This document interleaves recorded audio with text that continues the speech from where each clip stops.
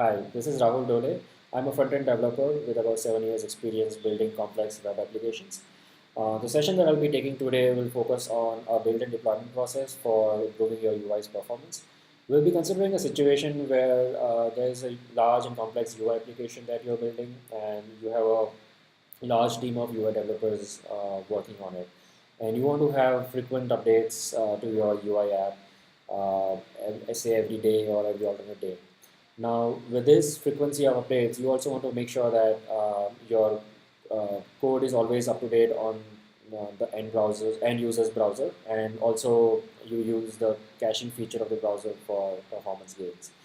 Now, the whole session will cover mainly two topics. That is, how to use the caching feature, how to take advantage of it, and how to avoid the disadvantage that it brings. That your code could be old for the end user.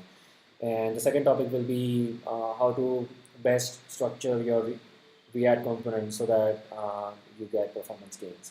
Now, the topic on caching will cover the file versioning technique, uh, which basically uses the contents of your file to make sure that the file version number should be updated or not. And along with that, we'll also use AMD loading library called require.js. You might have already used require, but we'll be using require.js for AMD loading benefits, and also a feature in require which will make sure that the new file version, the new file names along with the file version numbers don't conflict with the main benefit of require.js, such that the mapping between original and new file names are done well.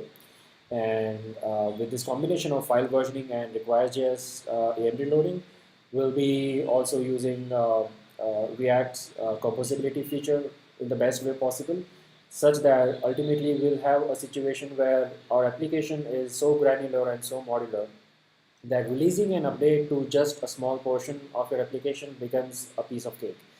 The reason is because every part of the application is finely modularized using React, and if you want to release an update to just a small portion of your application or even some multiple small portions, uh, only that part of your UI code will be rendered fresh from the browser.